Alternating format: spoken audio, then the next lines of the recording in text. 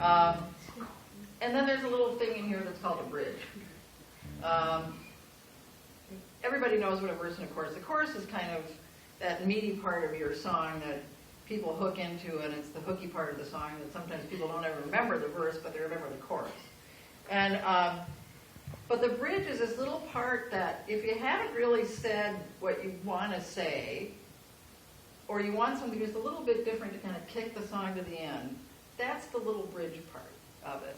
And it sounds different from the rest of the thing. So you'll hear it when it comes up.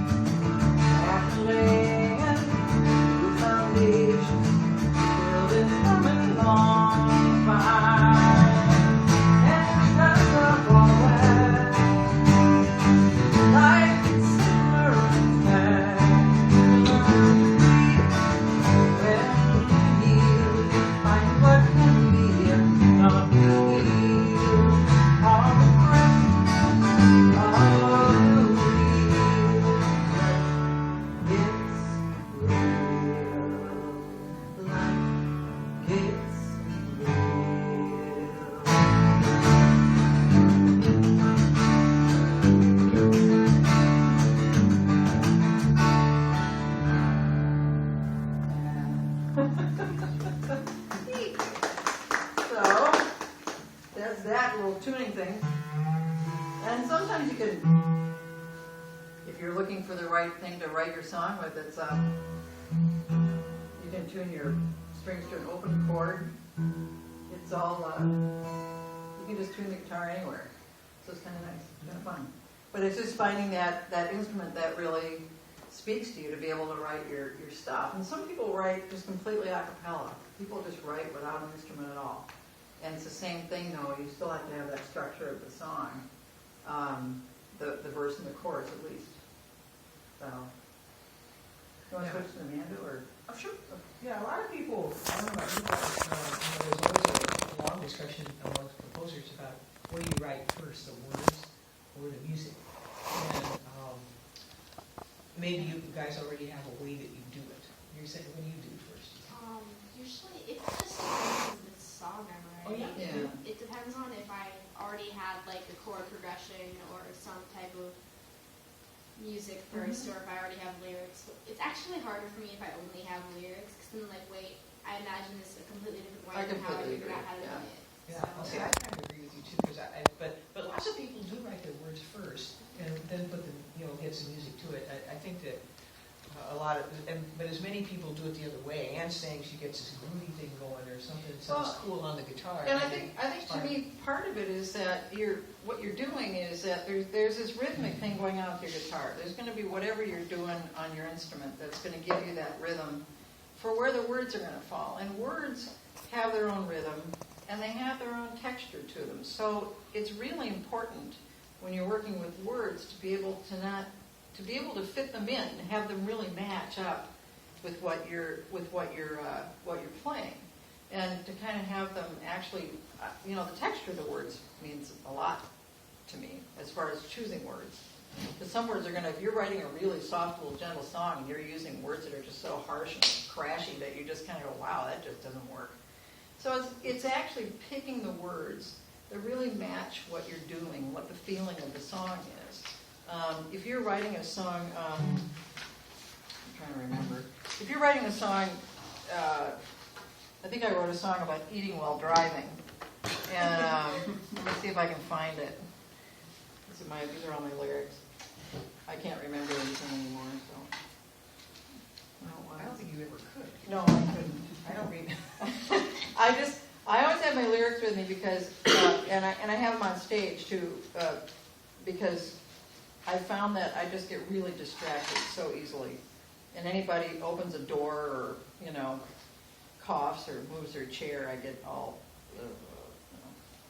How all often weird do you about guys perform? Like, how often do you guys perform? Well, depends. Yeah, it depends, kind of. I'm kind of not performing that much anymore. I may be doing maybe 2 or 3 gigs a month, but it used to be like every week. Joan plays a lot. Yeah, I don't play with piano all the time. I do my own songs with other people. I play more jazz too.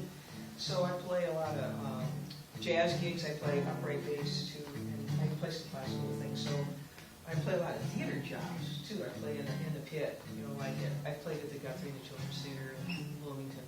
So I do a lot of things, and just along those lines is, sometimes I just played with this singer a couple weeks ago, and she kind of comes from this jazz tradition, and she just, she called a bunch. She got a lot of people together to play this show for her because she had some money to pay people, and she wanted to do the show. Okay, fine. So, but she didn't have any charts, those are little charts, and she just insisted that it just ruined her thing Her whole for life, her yeah. to learn how to read music.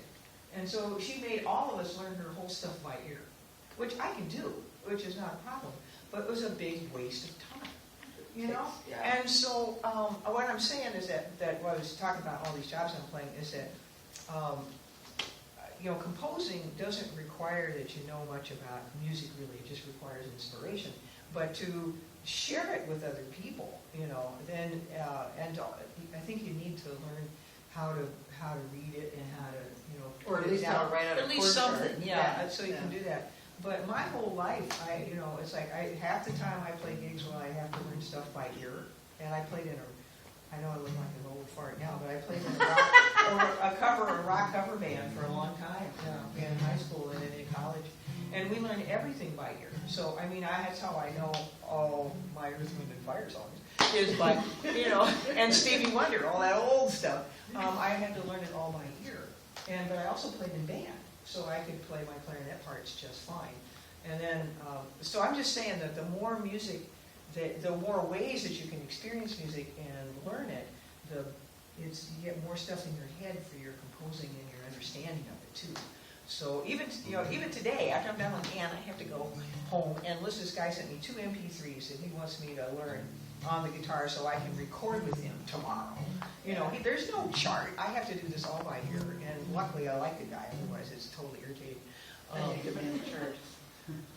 He says, "Well, you can figure it out." I'm Well, like, I I can, but I have other things to I do. just think it's a whole lot easier to get people together, hand them a chart and say, this is the song, Yeah. you go over it, there's going to be some little scribbling that they're going to do anyway, because you've probably messed up your chart a little bit, but, or you're playing a chord that you think is a C, but maybe you're playing it in a way that they kind of go, yeah, it's not really a C, you're playing a C something or other, Yeah. so Well, we can they got to talk do that. about later. But what I was saying before about lyrics fitting into the, you have a, this is just, I just wanted to play part of Meals on Wheels. Okay. This is, it's fitting these words in, and this song to me was a way of, in a way it's kind of a jazz thing, but the words have to fit in exactly because of the rhythm. So say that you're driving, but not quite arriving as quickly as you desire. You started much later, got stuck in Decatur, replacing your 2 front tires. A gig online, you gotta make time, you drive it straight through the night. Try not to get stopped by a cop, and you gotta do something about where to dine. Money is a deal, we're talking about meals on wheels.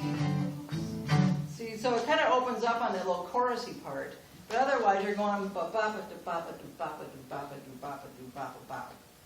And you're also doing this little kind of internal rhyme. So say that you're driving but not quite arriving as quickly as you desire. So you've got the driving and arriving thing there.